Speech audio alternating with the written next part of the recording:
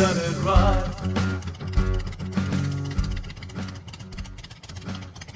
Welcome back once again. It's your host, Gabe Morales. We've been covering some of the major outlaw motorcycle gangs in the United States. The Bandidos Motorcycle Club, also known as the Bandido Nation or the Bandits, is an outlaw motorcycle club with a worldwide membership. They are estimated to have between 2,000 and 2,500 members, with over 300 chapters located in 22 countries, second largest motorcycle club in the world behind the Hells Angels, whom we covered in our last episode.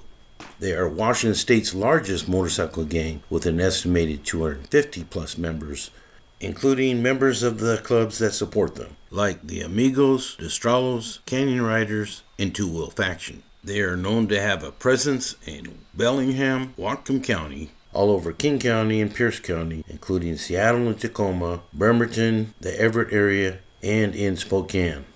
I believe they still have chapters in Yakima and the Tri-Cities area as well.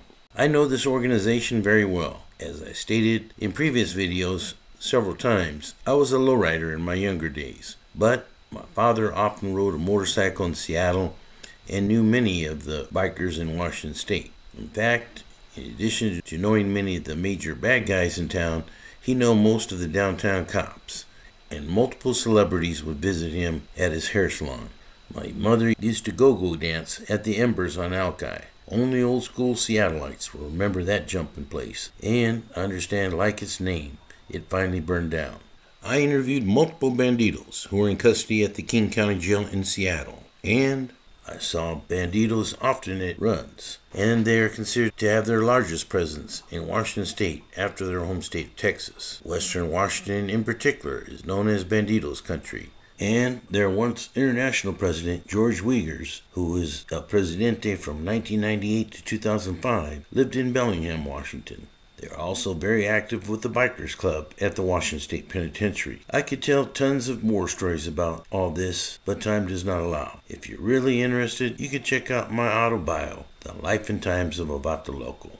In this video, I will not be covering bandidos operating in other nations, although I did previously produce a Canadian gangs video that discusses their activities north of the border, including the Quebec Rock Machine vs. Hells Angels War, and the 2007 Bandidos Internal Shaden Massacre. Again, numerous U.S. law enforcement and even international intelligence agencies classify the Bandidos as an organized crime syndicate, also known as an outlaw motorcycle gang, or OMG. The Bandidos Motorcycle Club was founded by 36-year-old Donald Eugene Chambers on March 4, 1966 in San Leon, Texas. Chambers then recruited members from biker bars in the local area of Houston, as well as Corpus Christi, Galveston, and San Antonio. Their colors of red and gold were chosen because Chambers had served with the United States Marine Corps. Chambers named the club in honor of the Mexican bandits who lived by their own rules. And the Bandidos insignia, also known as the Fat Mexican, consists of a caricature wearing a sombrero and holding a sword in one hand with a pistol in the other. They are also sometimes called the Hats by their enemies. According to Bandidos lore, Chambers took the club's logo from the Frito Bandido. However, some dispute this, as that caricature was said not to be developed until a year after the Bandidos foundation. But who knows, maybe Chambers saw the draft drawing beforehand. Like the Hells Angels, the Bandidos are incorporated, and their patch is trademarked. Bandidos American chapters started wearing a redesigned patch in the year 2011. In addition to the Fat Mexican as their official symbol of their three-piece patch, the Bandidos have a top rocker with their name, and the bottom rocker often shows which chapter they're from, but it may also show the position they have, such as Sargento de Armas, or probationary, who is an individual who is being considered for membership, thus not yet a member. A prospect will have that designation in place of the Bandidos' name on the top rocker. They will have no middle logo or bottom rocker until they get their probationary bottom rocker. Very often they also have a diamond-shaped 1%er emblem, as discussed in multiple previous videos. and they wear other patches that have specific meanings. For example, they may have Expect No Mercy, which police said is awarded to those who have committed murder or violence on behalf of the club. They may also have BFFB, meaning Bandidos Forever, Forever Bandidos. Ronald Jerome Hodge took over as president in 1972, but then Hodge was sentenced to 5 years in prison in 1988 for conspiracy to bomb houses and automobiles belonging to a rival club.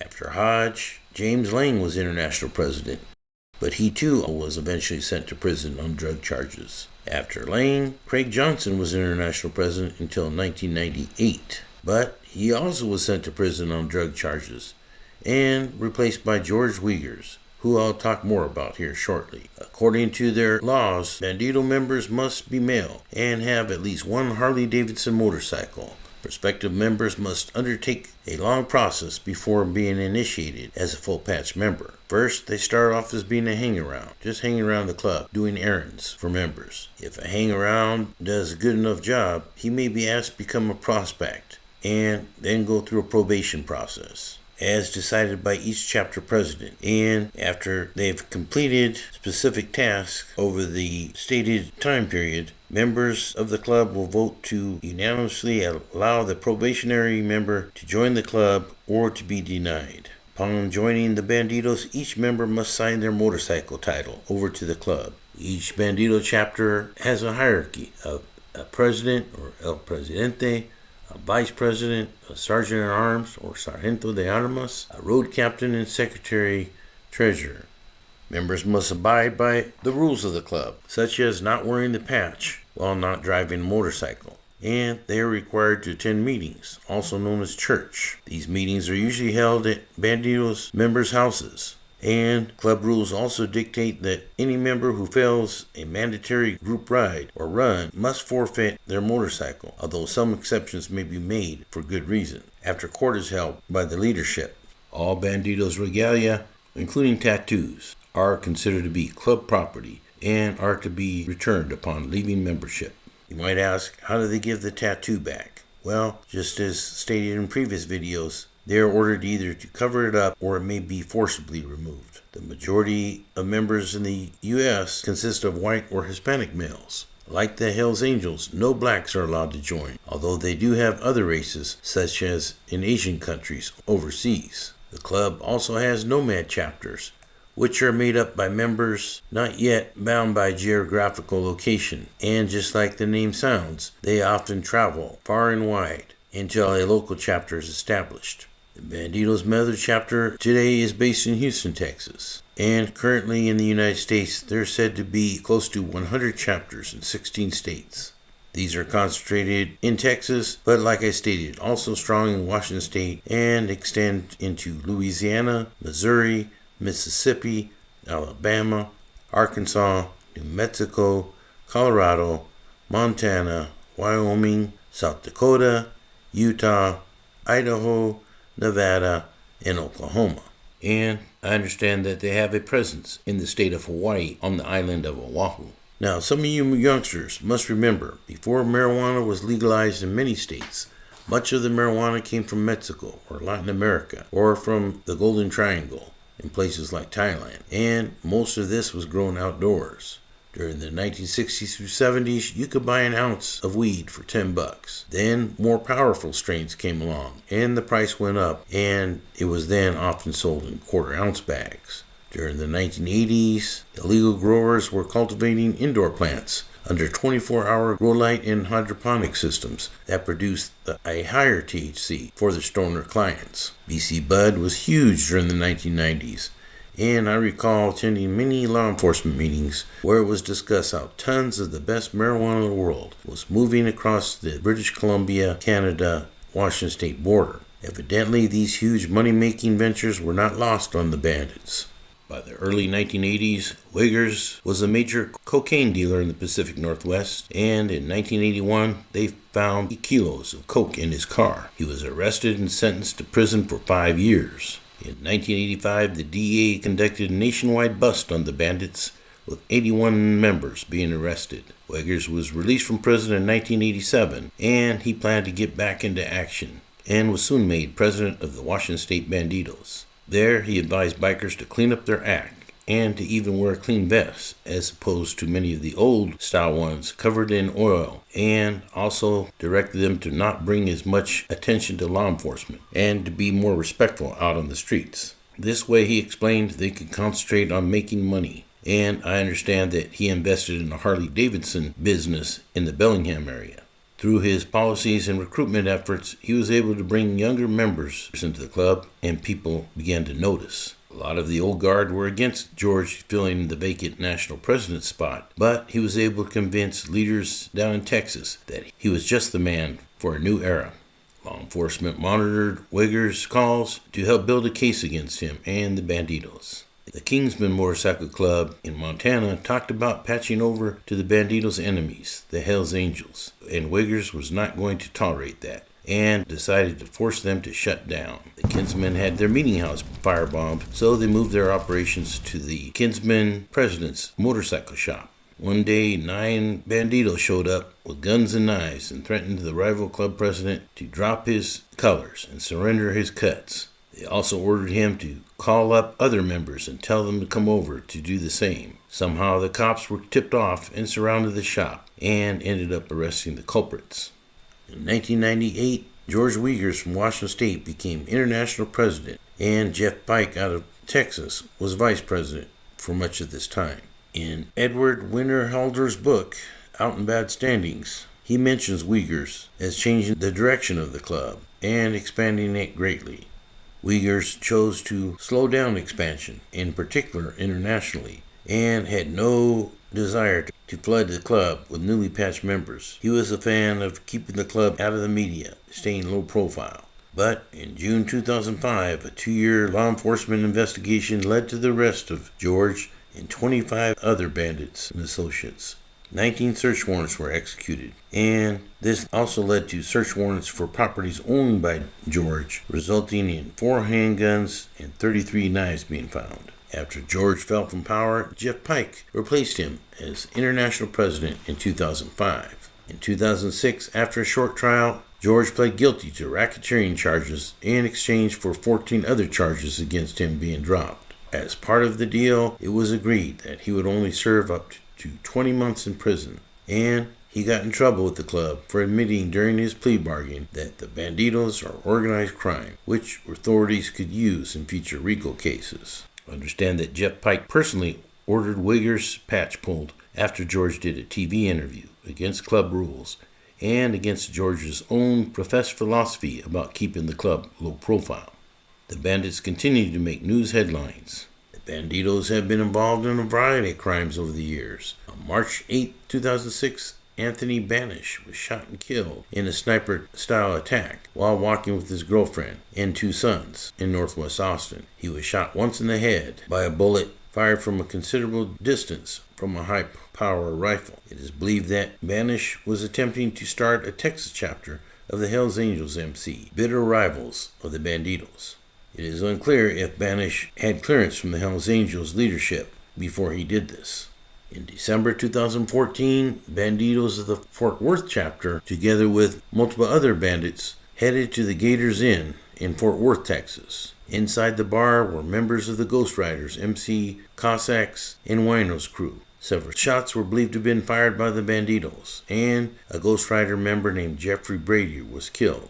In May of 2015, the Bandidos were involved in a far more violent shootout with the Cossacks MC at the Twin Peaks restaurant located in Waco, Texas. During this incident, 9 men, including 1 Bandido and 7 Cossacks and another man, were killed, along with at least 20 other serious injuries. I understand it was a real mess. This event will be thereon known as the Waco Biker Shootout, and there were 177 arrests made by law enforcement, and more than 150 people were charged. However, prosecutors later dropped charges against all, but 24 people were re-indicted on charges of rioting. In January 2016, Bandidos National President Jeff Pike was arrested at his luxury home and charged with racketeering, along with Bandidos National Vice President John Portillo and National Sergeant at Arms Justin Forster. was at a bar in Fort Worth in 2014. I don't know. I mean, there's like people running everywhere. People just got shot. A member of a motorcycle club that supported a rival group was shot during a melee. Hey, they have any patches? Yeah, Bandidos. Federal officials say that included an all-out war with a rival organization known as the Cossacks. The Bandidos told the Cossacks not to wear a Texas rocker on their gear. Our patch, our club is a war. Other instances the government used at trial included a planned attack on a Cossack clubhouse in Odessa that law enforcement prevented, and an attack with a claw hammer against a Cossack member at a gas station in Palo Pinto County. He's bleeding really bad, and he can barely stand up. There was also an attack on Cossacks members in Port Aransas. On vacation, stopped to get a beer, and next thing we know, we're all getting jumped. It was kind of understood that if you came across one of these guys, well, we're at war. You know how to act. After years of intercepted calls and undercover recordings, federal officials arrested Bandidos National President Jeffrey Pike, Vice President John Portillo, and Sergeant-at-Arms Justin Forster. Fuchs says Forster and other members took plea deals to testify against Pike and Portillo. They were convicted of running a criminal organization and sentenced to life in prison. While not part of the federal case, Fuchs says what happened in Waco highlighted the violence that was part of a war over a patch. At its core, it was about three things. It was about territory, it was about power, and it was about reputation. After Pike's arrest, Bill Sartell, also known as the Big Deal, took over as national president. In March of 2017, Bandido members Jesse Benavides, Johnny Romo, Robert Romo, and Norberto Serna were arrested and charged in relation to the 2006 killing of Anthony Banish, the individual I mentioned earlier who was attempting to set up a Texas chapter of the Hells Angels. As mentioned in the Vagos video, in July of 2017, in Santa Fe, New Mexico, Vagos members David Andrew Cordova and his son, David Ray Cordova, fired over 20 shots from a car at the home of a Bandidos member. I don't believe it was connected. However, the next day, 3 members of the Bandidos and a support club member were shot at in El Paso, Texas, including the El Paso chapter president, Juan Martinez, who ultimately died from his injuries. A couple days later, Kinfolk MC member Javier Gonzalez was arrested on assault charges related to the shooting. On August 10th, Javier Gonzalez's fellow Kinfolk member Manuel Gallegos was charged with engaging in criminal activity and assault, also in connection with the event. In my home state of Washington, 2 members and 1 associate of the Bandidos were directly involved in the murders of the Carriaga family on January 27, 2017, in the small, scenic, and usually quiet town of Seabeck. The prosecutor said that restaurant owner John Carriaga was dealing cocaine on the side, and his problems began when he stopped supplying the Bandidos members. His wife Crystal and their 2 boys were all found dead in their burned-out home in Seabeck, and the remains of John were found 2 days later in his burned-out truck. Officials said he also had been shot. Closing arguments in the trial of 2 members of the Bandidos Motorcycle Club and another man accused of murdering a family in Kitsap County. Robert Watson, Danny Kelly, and Johnny Watson are on trial for the killings of John Carriaga and his family in 2017. Prosecutors say Carriaga, who was a restaurant owner, was dealing cocaine on the side and stopped selling those drugs to Bandidos Club members. It's been a case the state presented to you that's been based basically purely on speculation after speculation after speculation with nothing to back it up. None of the physical evidence in this case matches to Robert Watson or any of the defendants for that matter. Meanwhile, prosecutors say the defendants worked together to plan the murders. Danny Kelly Jr., Robert Watson III, and Watson's younger brother, Johnny Watson, were all charged in the killings. Investigators said that Danny Kelly Jr. and Robert Watson III were Bandidos members, while Johnny Watson was not affiliated with the club and was just an associate. In April 2024, all 3 men were found guilty of premeditated murders. In August of 2023, federal and state authorities in New Mexico carried out raids in town searching for evidence linking the Bandidos to a racketeering conspiracy. FBI and state police executed search warrants targeting 25 biker members and seized 151 firearms, thousands of rounds of ammunition, numerous ballistic vests, and drugs such as fentanyl, meth, and cocaine. A stolen police radio was also recovered. Informants told authorities that the Bandidos leadership was concerned about looking weak for not avenging the deaths of 2 of their members in May of 2023 during a motorcycle rally in Red River. And even more recently, in October 2024, federal authorities arrested 2 bandidos, Dan Hinojosa and John Soblandario, on an indictment accusing them of attempting to kill an unidentified person for the purpose of gaining entrance to and maintaining and increasing their position within the club. Some good books on the Bandidos are Out in Bad Standings, Inside the Bandidos Motorcycle Club, The Making of a Worldwide Dynasty by Edward Winterholder, who was the founder and president of the Oklahoma chapter of the Bandidos. He decided to leave the club in 2003 as he was not happy with the direction that they were heading during George Weaker's time as head of the organization. Another book is The Fat Mexican, The Bloody Rise of the Bandidos Motorcycle Club by Alex Kane. While there are no specific books written by George Weigers, this book details his rise to power. The author was able to infiltrate the club for 3 years during Weigers' reign. The Bandidos, like many other major OMGs, have a very intricate website, however it is not secure.